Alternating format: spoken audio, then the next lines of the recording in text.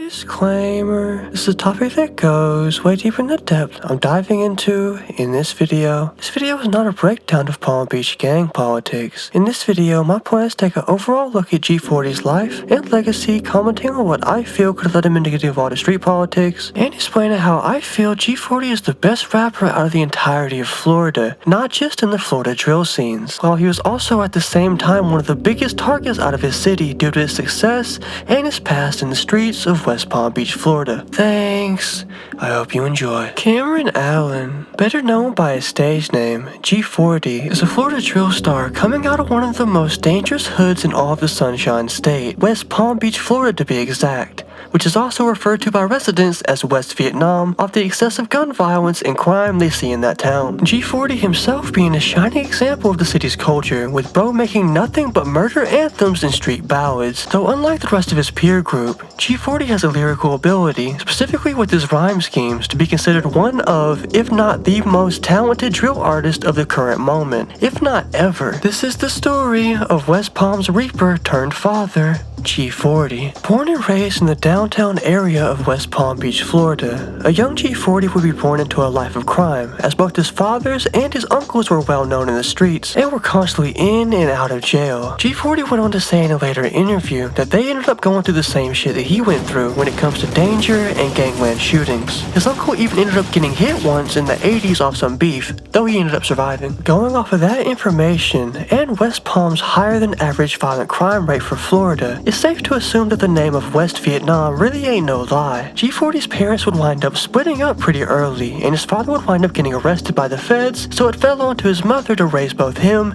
and his 3 other brothers. This would inadvertently lead to the Allen household not being really well off early on, and given the family's criminal propensities, almost every single brother would wind up dipping their toes into street activity and jumping off the porch, each at different times. And apparently they were pretty good at crime, so much so in fact that at one point the cops even attempted to tie their mother into their criminal activity, off how often the brothers would be getting into trouble and doing shit, going so far to even freeze her bank account off suspicion that she was supplying them with weapons and drugs. It's for real a crazy ass story. While we don't have much to go off of referring to G40's academic career, in an interview it is said that he had some hoop dreams when he was pretty young, but by the time he was 12 or 13 years old, the criminal lifestyle began to overtake the more pure aspirations of hoop scholarships in college. With that being said, while G40 did begin to dip his toe into the streets and criminality at the age of 13, he wouldn't officially jump off the porch until he was around 15 years old. Because he rarely posts gang shit on his socials, there is no way to know for sure the specific set he is in,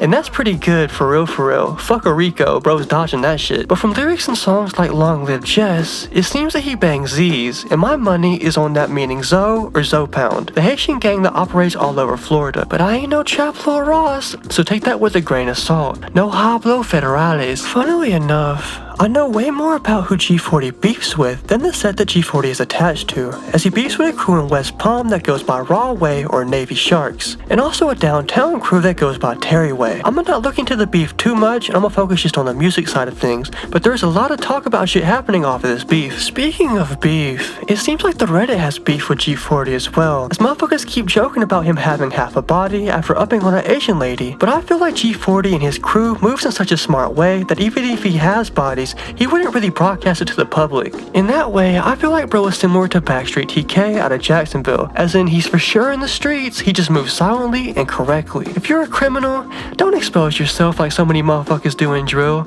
Stand on business and keep your mouth shut, and you'll last a whole lot longer in both life and in the streets. Around when G40 was 17 years old, he would wind up getting arrested for around 18-ish months. In the interview he talks on it, he doesn't really mention the crime he was caught for, but he does say that when he would be released on the house arrest in 2021, he would begin to make and release music on SoundCloud from his house, partly out of boredom, partly to vent and have a good thing to put his energy into while he was waiting on house arrest. And thank God for that. The earliest surviving song on G40's SoundCloud is the May 20th, 2021 track, Living Wild, and seemingly bro has had success from the very jump, with this one single getting upwards of 356,000 views on just SoundCloud alone. It does sound like a pretty average Florida drill track, but it being the first track, it does sound really good. G40 would end up evolving pretty fast musically though, with his very next track, the August 26, 2021 track, Mafia Rules, being way more akin to his newer non-stop delivery, if not a bit unrefined at this point. It's around this time that you can see the potential in G40's rapping ability, with him beginning to include rhyme schemes that rhyme 2 or more words each sentence instead of just the one at the end like people usually do. That on top of him speaking on real shit and drill topics will lead to this track getting a nice 276,000 views as of this recording. Things would continue view-wise on a really good trajectory around this time, with some songs getting upwards of 500,000 views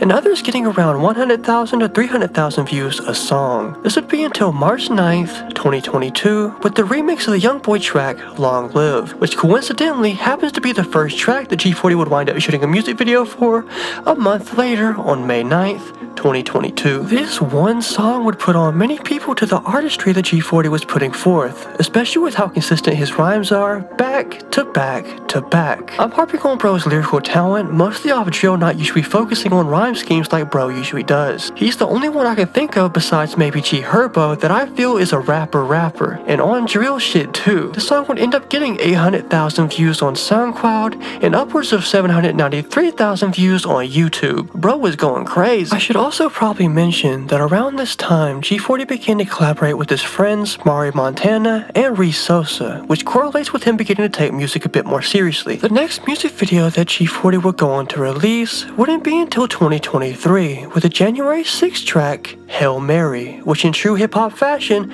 would use the Tupac instrumental. This song goes crazy. You can tell at this point that G40 is super calm and confident in both his rapping ability and his cadences. He has less mistakes, more clear mixing around this time, even though he was still recording in his house, I'm pretty sure. This would lead up to the release of G40's first ever musical tape, mixtape, EP, or album, I forget which it is. The May 13th, 2023 tape, The Biggest. While it's not on YouTube, this would be the first tape to be released post G40 getting off of house arrest, and it has some really good energy about it if I'm being real. One song from it, Left for Dead, would wind up getting a video on the same day the tape dropped, and that video would reach a nice 927,000 views. Bro is going up in a big way. After this point, G40 would be on a roll, dropping back-to-back videos that got consistently great viewership with tracks like Blitz, Up the Score, Still Breathing, and War getting upwards of 253,000 views,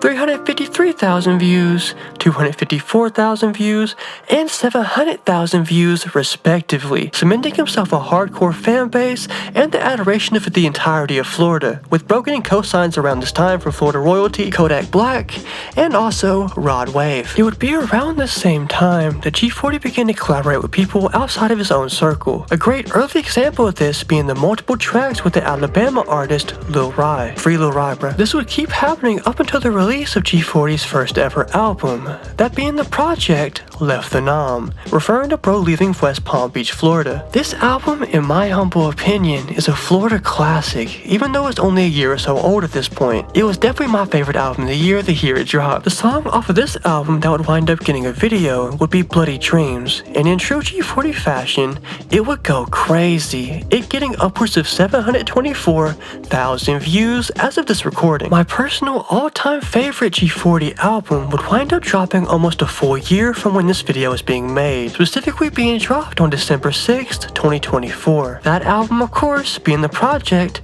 The Kid That Did. This album has so many dark feeling instrumentals, but at the same time, the smoothness to how Bro slides on these beats is astonishing. I'm aware I'm gonna come across as a D1 dick rider this whole video, but y'all for sure need to listen to this album. It's damn near my most played project this whole year. G40 would get a good few videos off of this album too, with Provide and Slide, along with Ride With Me, both being from this project. The most recent project G40 has went on to drop would be the July 9th, 2025 release, Purple Heart, which has my favorite album cover that he's ever made, with him paying tribute to the people he's lost in the streets. In no particular order, here are their names out of respect. Long live Quez, long live DP, long live Sauce, long live Reem Kane, long live Brooke, long live Hefe, long live Sean, long live Wop, and long live Jess. The amount of people shown on this album cover gives a glimpse into how tragic the life of G40 is, as many motherfuckers don't know what it's like to constantly lose the people you love, especially at the hands of other people. With all that being said, G40 is seemingly moving into a better direction. As of January 2025, G40 became a father. He also moved out of West Palm Beach all the way to Atlanta with his family to stay out of trouble